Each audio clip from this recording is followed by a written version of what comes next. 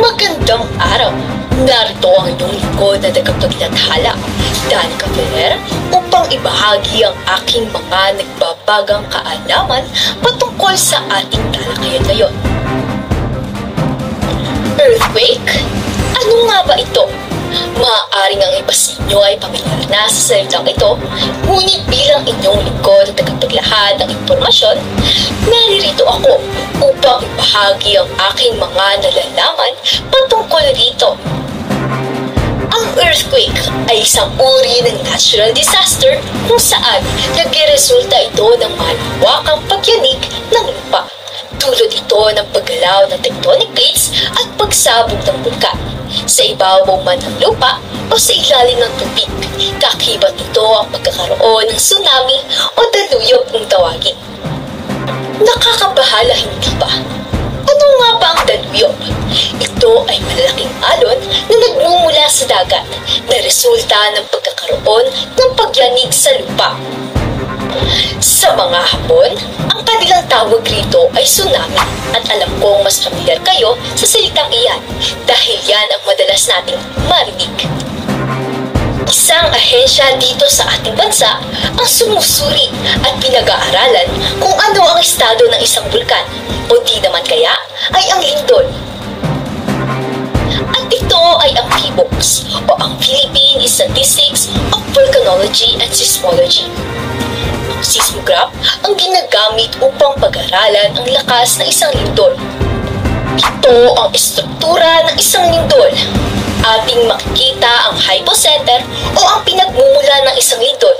Ito ay nasa ilalim ng ating lupang inaapakan at ang itaas nito ay ang epicenter, kung saan ito ay palaging matatagpuan sa ibabaw ng lupa. Ang magnitude ay ang ginagamit ng mga siyentista upang ilarawan ang isang lindol sa epicenter. Ito ang enerhiyang inilalabas ng isang lindol, habang ang intensity naman ay ang sukat ng lakas ng pagyanig ng lupa na dulot ng isang lindol. Ito ay nakadepende sa mga estruktura tulad ng bahay at kadalasan ito lumiliit habang lumalayo sa focus o ang hypocenter. Gaya ng nabanggit kanina, ang bulkan. Ano nga ba ito? Paano ito nabubuo at paano ito nagiging resulta ng pagkakaroon ng lindol? Ang bulkan o volcano sa Ingles ay tumutukoy sa isang uri ng land formation na mayroong kaldera o crater kung saan lumalabas ang lava na nasa magma chamber nito. Ito ay dulot ng pagkakaroon ng interaksyon ng dalawang plate tectonics na kung hindi bundok, bulkan ang nabubuo sa mga ito.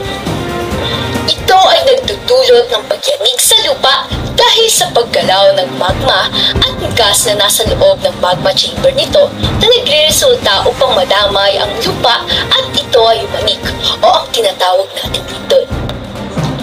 Madaming bulkan ang mayroon dito sa ating bansa at 23 dito ang tinatayang aktibo tulad na lamang ng Taal Volcano na makikita sa Batangas, Mayon Volcano na makikita sa Albay at Mount Canlaon na makikita sa Negros Oriental.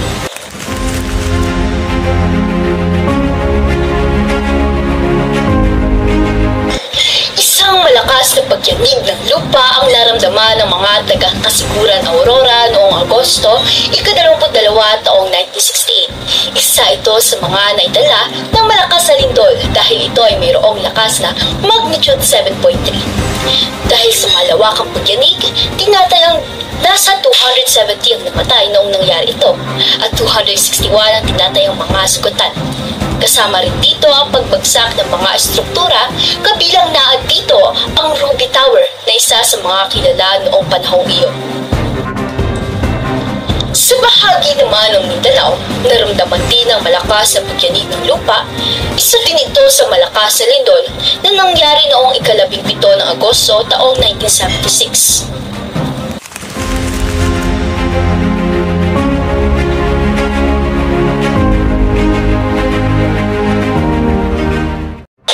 Nakababahala at nakapangangamba, hindi ba?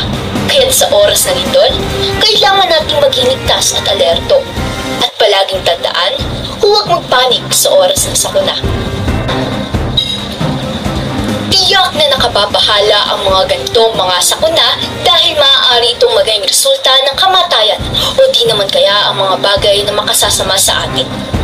Ang sakuna tulad ng lindol ay isang uri ng natural disaster na may malaking epekto kung hindi natin ito paghahandaan. Tandaan na ang earthquake ay hindi maaaring pigilan at malaman kung kailan tatama. Kung kaya naman, dapat nating paghandaan at gumawa tayo ng mga plano na tutulong sa atin upang tayo ay maging ligtas sa oras na mangyari ito. Bilang paghahanda sa mga sakuna, ating unahin ang mga dapat nating gawin bago ang isang lindol. Una ay ang pagkakaroon natin ng kaalaman sa mga bagay na patungkol sa mga sakuna na tatama sa atin tulad na lamang ng isang lindol. Alamin ang mga detalye at tukuyin kung ano ang mga dapat ihanda sa oras ng isang sakuna tulad nito. Kaya naman, ating simulan ang paghahanda bago mangyari ang sakuna.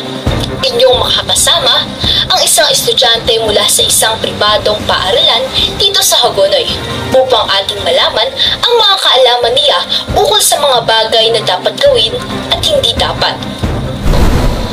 Magandang araw! Ako ay isang estudyante mula sa SACS dito sa Hagonoy. Ako si Mika. Nais kong ibahagi ang aking mga nalalaman sa paghahanda, bago, habang at pagkatapos, maging ang mga hindi natin dapat gawin habang nangyayari ang isang lindol. Bago mangyari ang isang lindol, una ay sa ating mga sarili. Kailangan nating maghanda sa mga trahedya at mga sakuna tulad ng lindol. Kalawa ay ang paghahanda o pag-ready ng ating mga kakailanganin habang nangyayari ang mga sakuna. Tulad ng lindol, kailangan natin maghanda ng isang emergency kit na naglalaman ng mga gamot, benta, alcohol, band-aid, flashlight at mga extra batteries na maaaring makatulong kung sakaling mas lumala ang sakuna at magdulot ng mas nakababahalang resulta sa atin.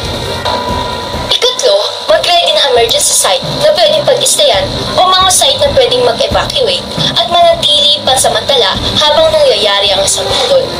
Ikaapat, kailangan nating i-secure ang mga bahay kung kaya ba nitong tumagal habang nangyayari ang lindol. Kailangan at dapat din nating ibaba ang mga breakable items tulad na lamang ng mga hanging pictures sa wall na maaaring mabagsakan ang ating mga ulo at mag-cause ng serious damage sa ating kaligtasan.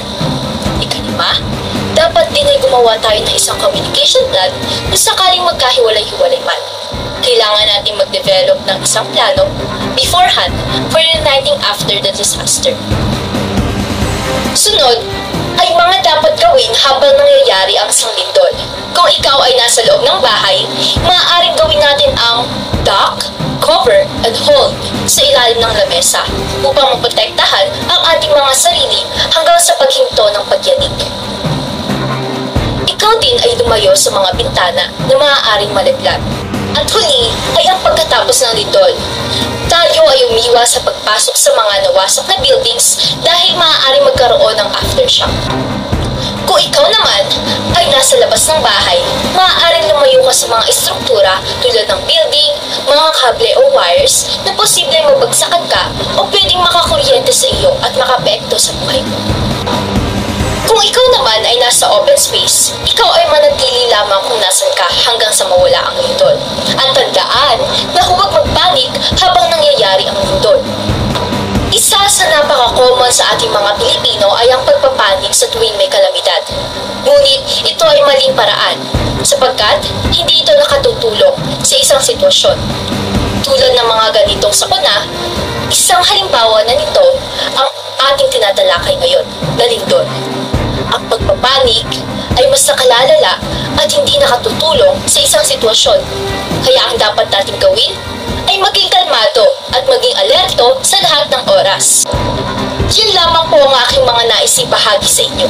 Muli, Mika, mula sa SACS Hagonoy. Tunay ngang dapat natin pahalagahan at maging alerto sa oras ng mga kalamidad tulad ng lindol.